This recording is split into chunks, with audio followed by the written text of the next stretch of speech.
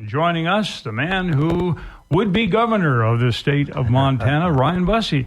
Sure, good to see you guys. And I like your thinking. The would-be governor, it's going to happen. Yeah. Thanks, Brian. Yeah. Okay, I know you've been all over the state, and I guess the first question I want to ask is, what kind of a response are you getting? It's really been unbelievable, and thanks for asking. Yeah, we've held about 65 events since we launched on September 14th, and it's been amazing. We've had just rocking audiences just about everywhere we've gone, and folks are hungry for a change. And the beautiful thing about our events is about half the people that are at them have never been at a political event. We've got lots of Republicans, lots of independents, just people that as we say, we want to get our Montana back. Yeah. A couple of things happened here this past week. We've got some initiatives that are out there now the supermajority in the legislature wanted to try to stop. Yeah, they did. I want to get your reaction to all this. Look, this supermajority that we had with a lot of folks here from Kalispell elected in it, not only was it a state embarrassment, it was a national embarrassment. And this idea that they don't want the people to speak via initiative, which is what happened here last week. And one of the things you're referring to is my running mate, Rafe Graybill, was successful in stopping a bunch of chicanery to keep a ballot initiative out of our election coming up here to decide women's right to choose and women's health care. I don't know what these guys are so worried about, why they don't want people to vote on it. I say that a bit with tongue in cheek. I do know why they don't want people to vote on it, because it's going to pass, because hopefully we're going to gather the signatures and get it on there. So I think it's an important win for democracy. And the other one is the open primary. Yeah. That one is going to go. Yeah, so I think that the whole idea of trimming the edges off of our politics, which is what this open primary, there's two initiatives there, that whole idea, trimming the edges off of our, sort of the radicalized nature off of our politics, that's a good idea. So I'm all for that. Let's kind of focus now on your campaign. Basically, you're saying we want to take our state back. Yeah. Where did it go? Well, boy, it's been hijacked by just a few, in my opinion, by a governor and a few radical Republicans that have done some very dangerous things. Look, this is the only governor in the history of the United States, all governors, all years, to ever have sued to block a public river access. Now, that would hack me off if that guy was Texan. But this is a Montana governor, right? This is not okay. So he's not been a friend to public access. He's not been a friend to sportsmen and to stuff that's very, spiritual and soulful in nature to Montanans, public river access being one of those things. I know you guys know, but we're in the midst of the highest, most extreme property tax hike ever in the history of the state. And these guys did it. And worse, they started with a $2.8 billion surplus, and they decided, they're kind of like, well, we'll show everybody what our priorities are. And they did. They gave away huge tax cuts to corporations like Northwestern Energy. And I'm going to offend you if either two of you own a pipeline. You got a great big tax cut. But if you don't own a pipeline and you own a home, you're getting a big tax bill. In fact, you're getting two of them because you just got a second one in the mail. And if you're a renter and your rent went up, you can rest assured that your landlord got those tax increases, so it went straight to your rental price in a time when a lot of Montana, working people can barely afford or can't afford to live in the towns that they serve. We have a government, a radical supermajority, and a governor making it worse. And so those are just examples of the things that have happened. You refer to that river access. That happened before he was elected. It sure did. And it was brought up during the election, and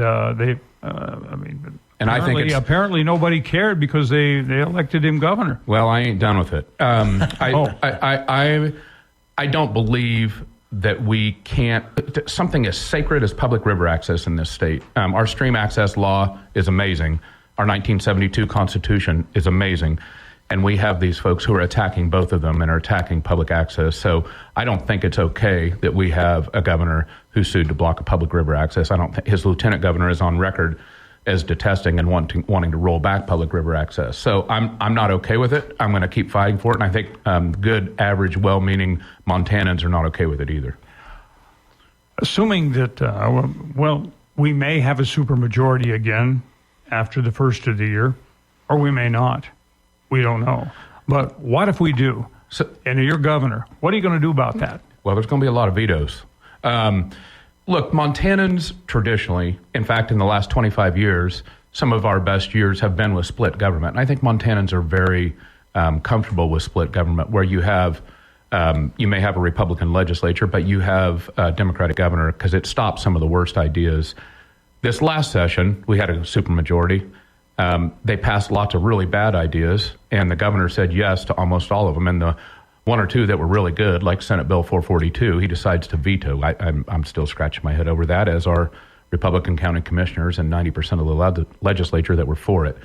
But we need moderating influence in the state. I think citizens of this state love that. Some of the best things that come of that. We got Medicaid expansion done, for instance. Steve Bullock did it with a Republican legislature. And we have to have, as you know, Brian Schweitzer had the veto brand. We may have to get that thing heated up. I was going to ask you, are you going to bring out the old branding iron? Yeah, baby, we may have to get that thing heated up again, because these guys aren't going to stop with the crazy legislation. They're not going to stop with the rigging the system for rich folks and giving big corporations tax breaks and making it harder on working people. And that means we need a governor there to be a backstop. So talk with us a little bit about the issues that you're hearing about mostly. Yeah. Specific issues, Ryan, that people are saying, whoa, you know, how can we do this differently? Well, this tax deal, of course, it's a big one. Those tax bills hit Republican mailboxes just like they hit Democratic mailboxes, and people are hopping mad at it. I meet with Republican county commissioners all across the state. They're amazing. Many of them, most of them are Republicans, and they're hopping mad about this. Look, we have a public school system that's being attacked. And because of our Constitution, we must provide our kids an equal public education. And we have funding shortages. We have 1,004 teacher vacancies. We have the lowest teacher pay in the United States. In fact, that's a bit of a misstatement. We're number 51, meaning a territory beat us. These things are egregious. The people who live and work and make our communities go are having a hard time living and working and making our communities go. That's the truth. And we have a system, a governor, and a supermajority who's making it worse. Housing prices, a monster. I mean, as we know, the median home price in Bozeman is $959,000. That's more expensive than Seattle. And here we have a tax system making it worse, not better. So people really do want their state back. And then they want to be able to, not only do they want to be able to live, but they want to be able to play here. So this is why things like public river access and public land access are so important. How are we going to deal with this tax situation? Well, we got to do, first off, each of the last four governors, including two before Greg Gianforte, including two Republicans, they did what any decent person would do when you're faced with a reappraisal like this. You adjust the tax rate so that homeowners don't get the burden like they did. It's a simple thing. It takes about 45 minutes. It's a two-page bill. It's a very simple thing. He didn't do that. And at the same time, he gave, Northwestern Energy got a $36 million tax break. $36 million. And I don't know about you guys, but we just got a big Northwestern Energy rate increase. So you got walloped, like working people got walloped twice. First thing we got to do is do what the last four governors have done: adjust those tax rates, real simple, so that the burden doesn't fall on homeowners. Then we got to make it fair. We can't be giving big, huge tax breaks away to pipeline companies and energy companies while working people are just paying more. So I think a fair tax system, that's what we have to strive towards. And then we're going to have to look for creative ways to fix the school funding issue. We can't have this increased burden of property taxes falling on people year after year after year. It's not sustainable. We're going to have to figure out a way to equalize it and make it fair. Well, one of the things the governor has criticized our local governments, county and city governments, we're overspending. Yeah. And that's the problem. We're overspending, and for that reason, we're having to tax our local people more. There's something I learned when I was a little kid. You remember when you used to be on the playground and somebody would say something that was really untrue? You'd say, liar, liar, pants on fire. Well, this dude's pants are on fire big time. That is a complete and utter falsehood. State, county, and local governments cannot raise taxes more than one half the rate of inflation, and the rate of inflation was set about 2%. One half of it would have been about 2%. So they not only did they not raise taxes, They could not have legally raised taxes. And yet Greg Gianforte blames them time and time and time again. And that's why I walk into these county commissioners' offices in Lake County, in Beaverhead County, in Teton County, in Marr County, in Fergus County, on and on and on and on. And these conservative Republican county commissioners tell me two things. Number one, we didn't raise taxes like he said we did. And number two, we're not voting for Greg Gianforte again. And I got to give him a hug and tell him, yeah, well, it's a low bar, but I'm not going to blame you for raising taxes when you don't. So it's very obvious that Gianforte and the legislature did that. They didn't do it. It's a travesty, really, to blame our local governments and to break our relationship with them, like Greg Gianforte is doing. But I guess he's on some sort of power trip, and he wants to lie about him and prove he's right, but he's not. He's wrong. I had a conversation with our Kalispell city manager, Doug Russell, because one of the things that came out in all this was that the city government's budgets have increased. I think he said 16%. Yeah. So I asked Doug about that, and he says, well, yeah, that's true. But he said, we have had to go out and get grants and federal money, and we've had to go out and get a lot of money that has nothing to do with taxing our people. Exactly. Look, costs have increased for our city and local, or our city and county governments, but they've been creative. I mean, Gianforte likes to pick on Missoula County. They've been very creative about getting federal grants, about finding other funding sources.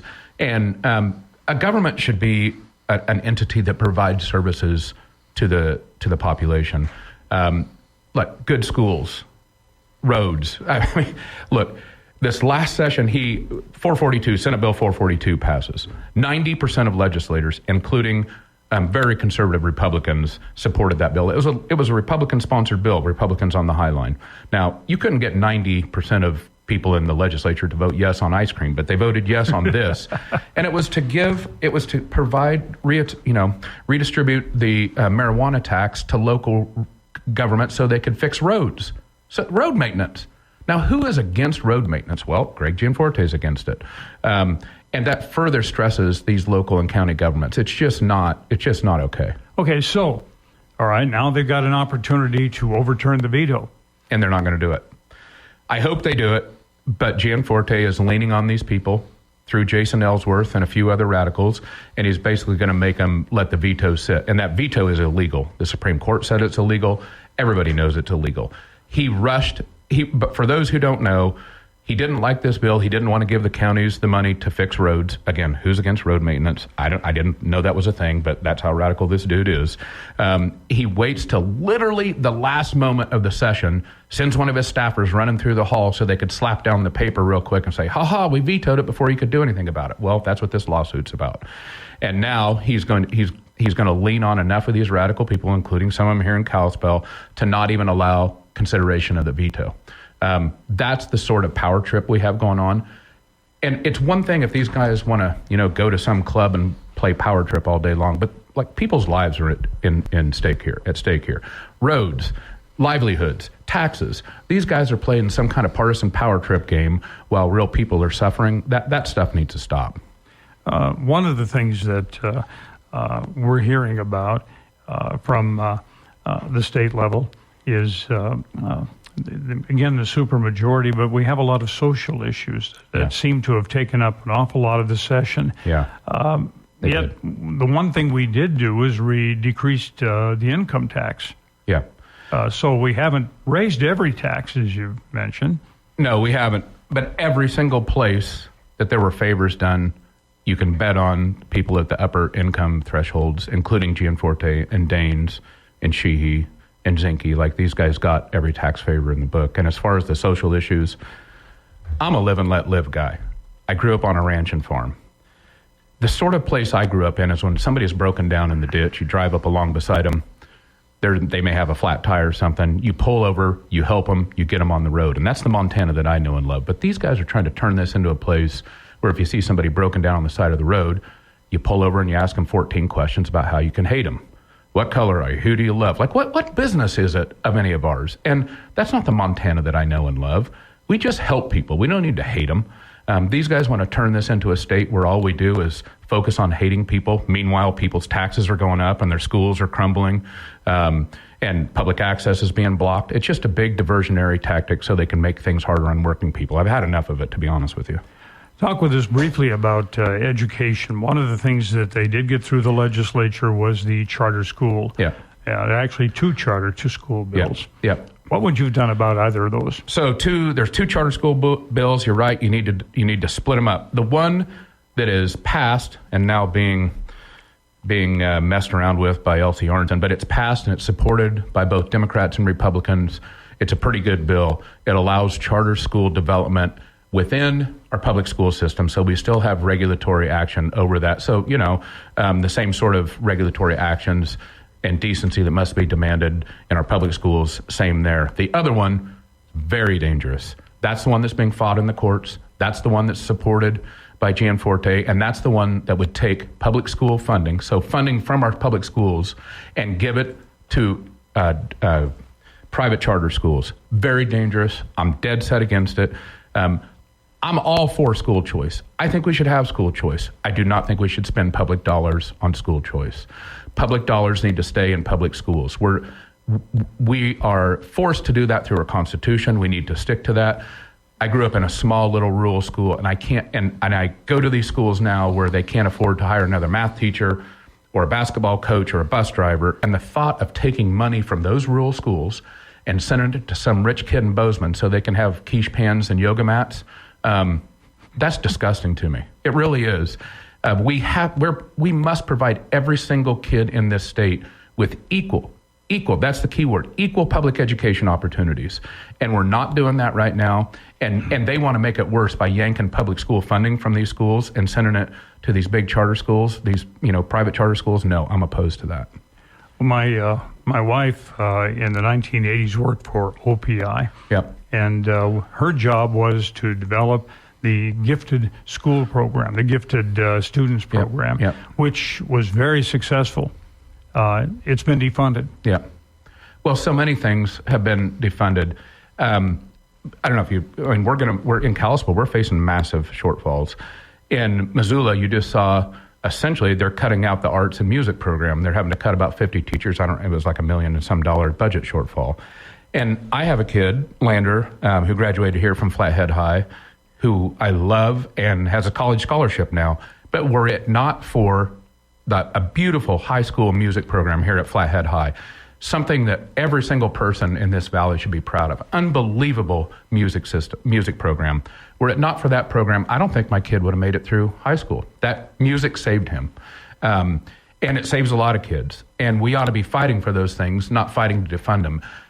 Meanwhile, this supermajority wants to figure out every way they can to weaken public education and trim programs like that. I'm dead set against it. I believe in the arts. I believe in giving these kids opportunity. I believe in giving all kids equal opportunity and not in restricting that. Not a whole lot of people running for a major office would be as straightforward as you are. And this was a very straightforward conversation this morning. Ryan Busse, thank you so much. You'll always get it straight from me. Love Kalispell, everybody. Let's go.